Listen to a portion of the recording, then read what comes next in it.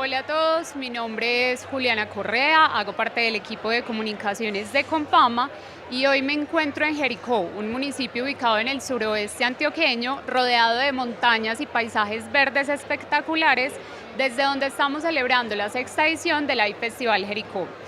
Hoy me acompaña un invitado muy especial. Él es Manuel Rodríguez Becerra, político, ambientalista y escritor colombiano, quien además fue el primer ministro de Medio Ambiente del país. Manuel, hola, ¿cómo estás? ¿Cómo te has vivido este festival? Pues el festival me ha parecido maravilloso. Además tiene una sede única que es Jericó. Yo he visitado muchas veces a lo largo de mi vida Jericó, pero no venía hace como 10 años. Y la verdad es que cada vez está más bella esta población.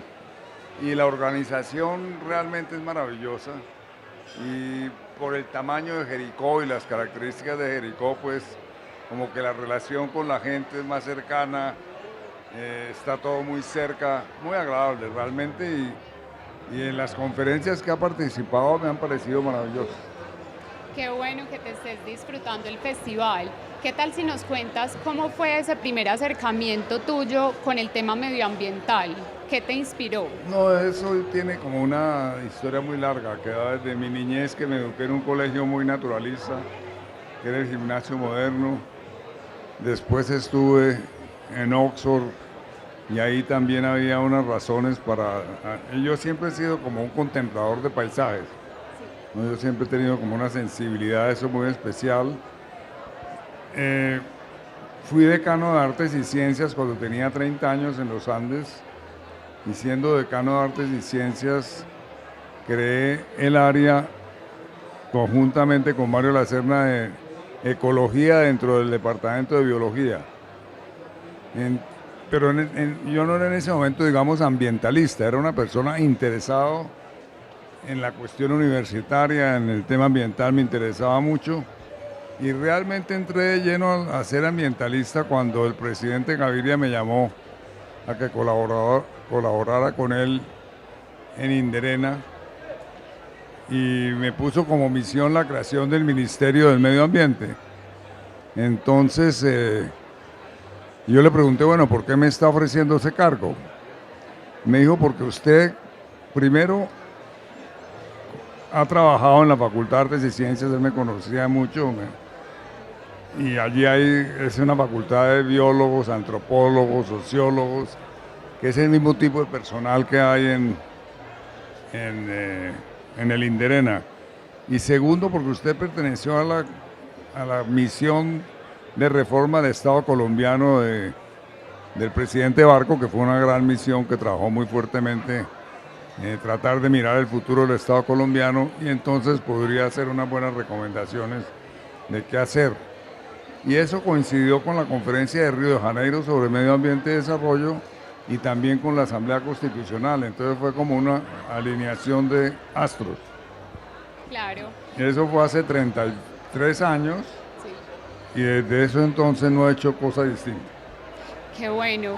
Manuel, y tú que eres un experto en el tema, ¿cómo ves el panorama actual en temas medioambientales en el país?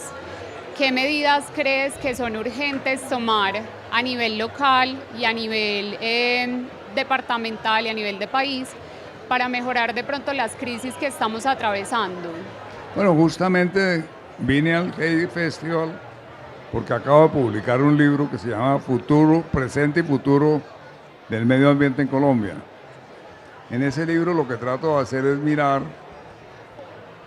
en qué consiste la crisis ambiental de Colombia, en qué consiste la crisis ambiental global, expresada en el cambio climático, el declive de la biodiversidad, la contaminación química, cuáles son las interrelaciones entre la crisis ambiental global y la crisis ambiental de Colombia y cuáles pueden ser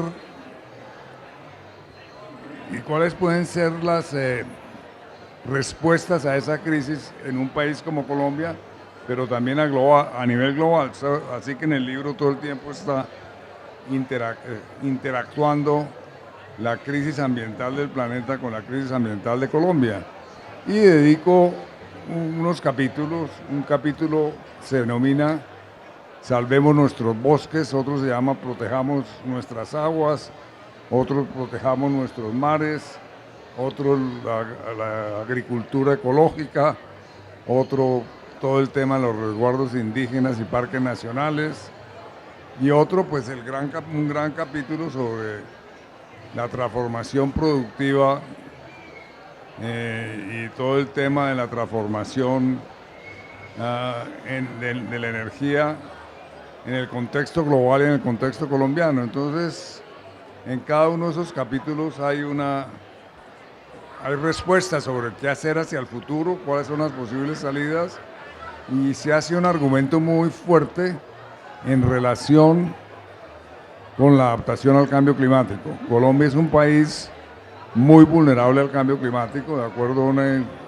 centro de investigaciones internacional que pertenece a las aseguradoras.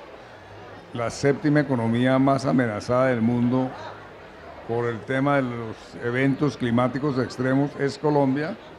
Entonces Colombia tiene que comprometerse muy fuertemente con una agenda de adaptación. Una agenda de adaptación son cosas muy diferentes. Entonces cuando uno piensa en Cartagena, Cartagena es una ciudad muy amenazada por la subida del nivel del mar.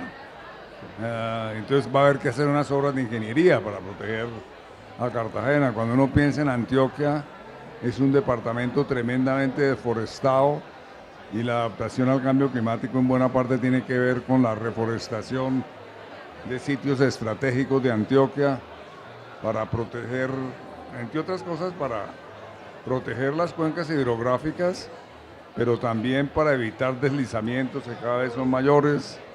En Antioquia, como en otros departamentos, también se requiere paulatinamente reubicar familias que habitan en zonas muy vulnerables a los deslizamientos, etcétera, etcétera.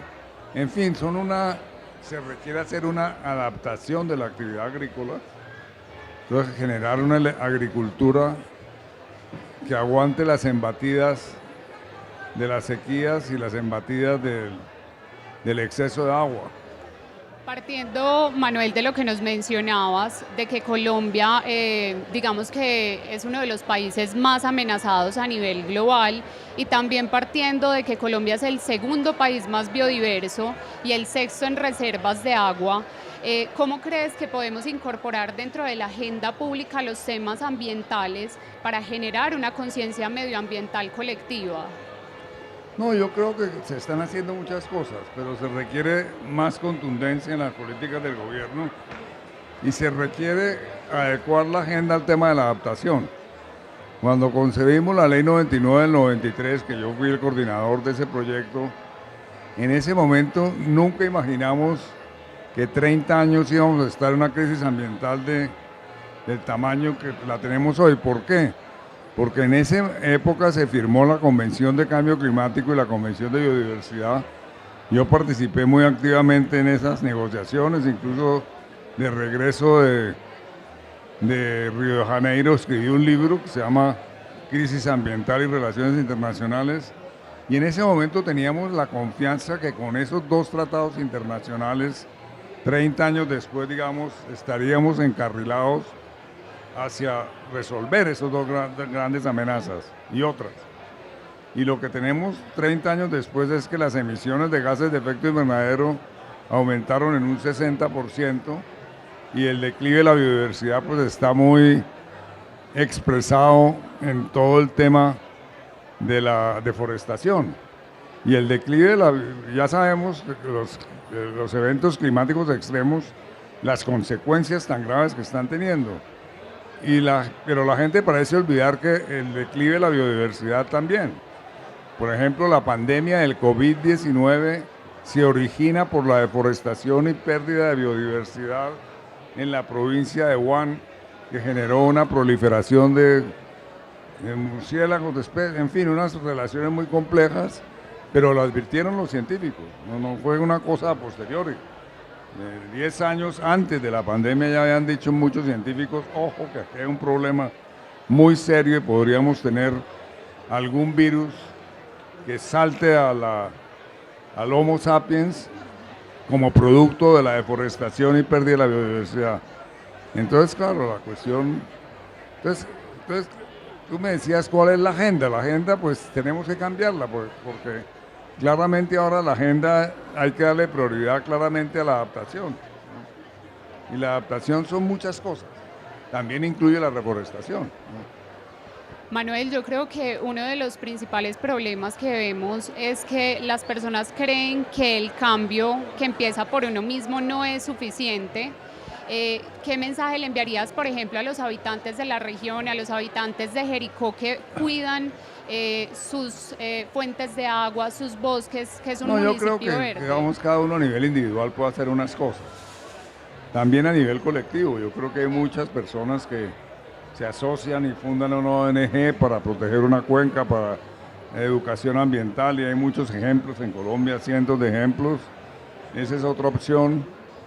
Y definitivamente se requiere una acción política de la gente, ¿no? A través de las elecciones, a través de diferentes cuestiones, porque claramente se requiere un cambio político muy fuerte para que los gobiernos respondan en forma adecuada frente a la crisis ambiental.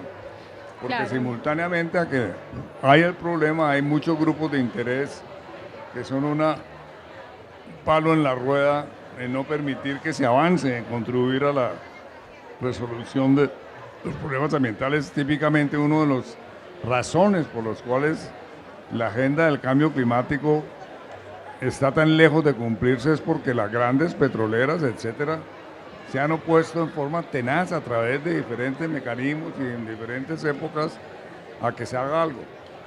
Claro, Manuel, y de pronto ya para finalizar, ¿cómo qué recomendaciones nos das para empezar ese cambio desde casa, para generar esa conciencia desde la sostenibilidad, pero también desde la regeneración? No, yo creo que hay un tema, digamos, en la casa uno tiene que educar a los hijos en el tema. Una de las razones por las cuales yo escribí este libro, El presente y futuro del medio ambiente en Colombia, es porque yo he detectado que incluso gente muy educada no tiene una adecuada comprensión del origen de los problemas, y si uno no tiene de la magnitud de los problemas y de las posibles vías de solución. Y ese entendimiento es complejo. Eso no se aprende leyendo un artículo en el periódico y el noticiero de televisión en la noche, no.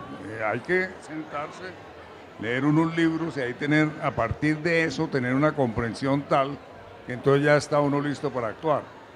Entonces, yo creo que la educación ambiental a nivel primaria, secundaria, universitaria, en la casa misma está buena parte de la respuesta. Manuel, muchísimas gracias por aceptarnos este espacio de conversación. Te dejamos para que sigas disfrutando de la Y Jericó. muchas felicitaciones a Confama por patrocinar este maravilloso evento. Muchísimas gracias a ti por hacer parte de él y por enriquecernos también con tu mirada y con todos esos saberes de una trayectoria tan amplia. A quienes nos están viendo, los invitamos para que continúen tejiendo estas conversaciones con sus familias, con sus amigos, con sus entornos en pro del cuidado de la tierra y el cuidado de nuestros territorios. Manuel, gracias.